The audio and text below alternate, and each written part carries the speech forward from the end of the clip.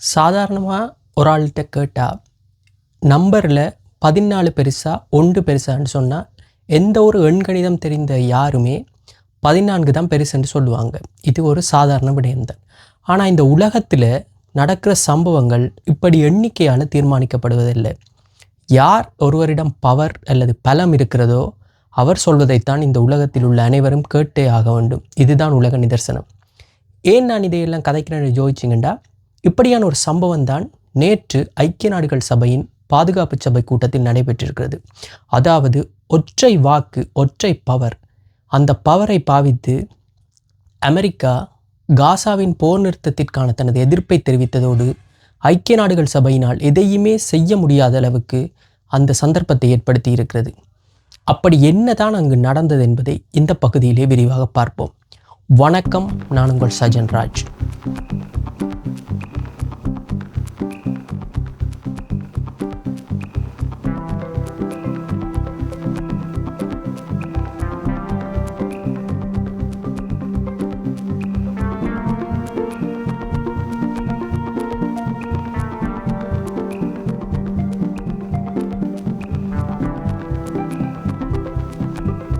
நேற்று ஐக்கிய நாடுகள் சபையின் பாதுகாப்பு சபை கூட்டத்தில் காசாவில் ஒரு போர் நிறுத்தத்தை வேண்டி, உடனடியான போர் நிறுத்தத்தை வேண்டி ஒரு ரிசல்யூஷன், அல்லாவது ஒரு சட்ட ரீதியான ஒரு பைண்டிங்னு சொல்வார்கள், அது சமர்ப்பிக்கப்பட்டது ஐக்கிய நாடுகள் சபையின் பாதுகாப்பு சபை கூட்டத்தில். அதிலே 14 நாடுகள் அதற்கு ஆதரவை தெரிவித்ததுடன் ஒரே ஒரு நாடு, அதுதான் உலக வல்லரசு என்று அழைக்கப்படுகின்ற அமெரிக்கா, அதற்கான எதிர்ப்பை தெரிவித்து தனது வீட்டோ பவரை பாவித்து அந்த சட்ட மூலத்தை முழுவதுமாக நிர்மூலமாக்கி இருக்கின்றது. அதாவது தனக்கு இந்த சீஸ்ஃபயரில் எந்தவித விருப்பமும் இல்லை, அதாவது காசாவில் ஒரு சமாதானத்தை கொண்டு வருவதில் தனக்கு எந்த விதமான விருப்பமும் இல்லை என்பதை அமெரிக்கா வெளிப்படையாகவே தெரிவித்திருக்கின்றது.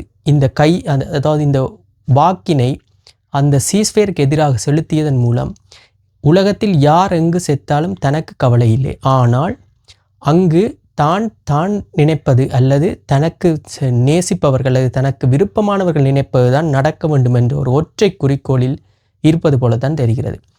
அதாவது நேற்று நடைபெற்ற இந்த சீஸ்ஃபயருக்கான அந்த ப்ரப்போசலில் 3 முக்கிய நிபந்தனைகள் சமர்ப்பிக்கப்பட்டன அந்த ஆதரவான நாடுகளிடம். முதலாவது இமிடியட் சீஸ்ஃபயர், அதாவது உடனடியான ஒரு சண்டை நிறுத்தம். இரண்டாவது, ஹமாஸினால் பிடித்து வைக்கப்பட்டிருக்கின்ற பணைய கைதிகளை உடனடியாக விடுவிக்க வேண்டும். மூன்றாவது, காசாவிற்கு வழங்கப்படுகின்ற அனைத்து உதவித்தொகைகளும், உதவித்தொகை மீன்ஸ் அனைத்து உதவிகளும், அதாவது உணவு, மற்ற மக்களுக்கு தேவையான அத்தியாவசிய தேவைகள் அனைத்து உதவிகளையும் எந்தவித தடையுமின்றி வழங்க வேண்டும். இந்த 3 நிபந்தனைகளை கொண்டுதான் இந்த போர் நிறுத்தத்திற்கான ப்ரப்போசலை நேற்று அந்த ஆதரவுக்குரிய நாடுகள் சமர்ப்பித்திருந்தன. இதைத்தான் அமெரிக்கா எதிர்த்திருந்தது. அமெரிக்கா எதிர்த்ததற்கான கூறிய காரணங்களை கேட்கும்போது தான் என்ன சொல்வதென்றால், அங்கே கொண்டு போய் தலையை முட்டிக்கொள்வது என்று தெரியவில்லை. அதாவது முதலாவது விடயம் அமெரிக்கா சொல்லியிருக்கிறது, இந்த போர் நிறுத்த ஒப்பந்தமானது அல்லது இந்த ப்ரப்போசலானது ஹமாஸுக்கு சார்பாக இருப்பதாகவும் அவர்கள் அக்டோபர் 7, 2023 செய்த தவறினை நியாயப்படுத்தும் வகையில் இந்த போர் நிறுத்த ஒப்பந்தம் காணப்படுவதாக தெரிவிக்கின்றது.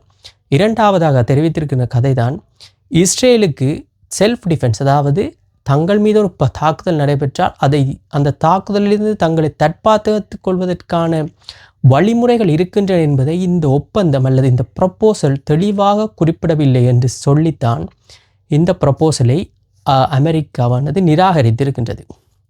இதை கேட்கும் பொழுது அங்கே வந்திருந்த பலஸ்தீனியத்திற்கான ஐக்கிய நாடுகள் சபையின் தூதுவர் தெரிவித்திருந்தார், இது என்ன சொல்வதென்றால் அங்கு வரக்கூடிய ஒரு சமாதானத்தை அமெரிக்கா தடுத்திருக்கிறது என்று தெரிவித்திருக்கின்றார். இது தவிர அங்கே வந்திருந்த அல்ஜீரியாவின் அனுசரணையாளர் அல்லது அல்ஜீரியாவின் தூதுவர் தெரிவித்த கருத்து தான் சற்று கண்கலங்க வைத்திருக்கிறது. அதாவது அவர் தெரிவித்திருக்கின்றார் என்னவென்றால், பலஸ்தீன நண்பர்களே, சகோதரர்களே, எங்களை மன்னித்து விடுங்கள், இந்த ஐக்கிய நாடுகள் சபையாலும் எங்களாலும் உங்களுக்கு ஒரு சமாதானத்தை கொண்டு வர முடியவில்லை என்று மிகவும் வருத்தத்துடன் தெரிவித்திருக்கின்றார். அதை பார்க்கும் பொழுது உண்மையாகவே அந்த என்ன சொல்வது, பொதுவாக உலக மக்கள் எவ்வாறு இதை சிந்திக்கிறார்கள் என்பதை தான் சிந்திக்க தோன்றுகிறது. உங்களுக்கு ஒரு ஃப்ளாஷ்பேக் என்று சொல்கிறேன். அதாவது கடந்த 2001 செப்டம்பர் 11 அமெரிக்காவில் உள்ள இரட்டை கோபுரத்தை தீவிரவாதிகள் தாக்கிய பொழுது இந்த உலகம் முழுவதும் ஒட்டுமொத்தமாக அமெரிக்காவின் பக்கம்தான் நின்றது. அங்கு இறந்த 3000த்துக்கும் அதிகமான மக்கள், அப்பாவி மக்களின் இறப்புக்கு ஒரு நீதி வேண்டும் என்று கோரியும், அங்கு நடைபெற்றது ஒரு தீவிரவாத தாக்குதல் என்றும் இது எக்காலத்திலும் ஏற்றுக்கொள்ளக்கூடியதல்ல என்று சொல்லித்தான் இந்த மக்கள், உலகத்தில் உள்ள பெரும்பாலான மக்கள் அந்த தாக்குதலுக்கு எதிராகத்தான் இருந்தார்கள். அப்படிப்பட்ட அமெரிக்கா தான் தற்பொழுது காசாவில் நடக்கும் அந்த என்ன சொல்வது உயிர் பலிகளுக்கு எந்தவித பொறுப்பையும் தான் எடுத்துக்கொள்ள விரும்பாமல் போர் நிறுத்தத்துக்கு ஒரு எதிர்ப்பை தெரிவித்திருப்பதானது மனித நேயமானது இந்த உலகத்தில் இன்னும் இருக்கிறதா என்ற கேள்விதான் எழத் தோணுகிறது.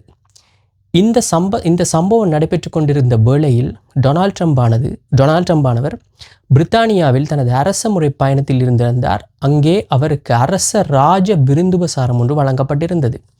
அது சம்பந்தமாக ஒரு புகைப்படம் ஒன்றை நான் சமூக வலைத்தளங்களில் பார்த்தேன். உண்மையாகவே இது ஒரு நியாயமான புகைப்படம். இதுதான் தற்போதைய உலக நியதி. அதாவது ஒரு சாரார் இன்பங்களையும் உணவுகளையும் சந்தோஷங்களையும் அனுபவித்துக் கொண்டிருக்க, இன்னொரு சாரார் இப்படியான துன்பங்களை அனுபவித்துக் கொண்டிருக்கிறார்கள் என்றுதான் இந்த புகைப்படம் தெரிவிக்கின்றது. இவர்கள் நினைத்திருந்தால் இந்த சண்டையை எப்படியாவது நிறுத்தி இருக்கலாம். அந்த அக்டோபர் 2023 தாக்குதலை யாருமே நியாயப்படுத்த முடியாது. அது ஒரு தீவிரவாத தாக்குதல். அங்கு இறந்தவர்களுக்கும் ஒரு நீதி வேண்டும், நியாயம் வேண்டும். ஆனால் ஒரு அநியாயத்தை இன்னொரு அநியாயத்தால் நியாயப்படுத்த முடியாது என்பதுதான் பொதுவான மனிதநேயம் உள்ள அனைவரது கருத்தும்.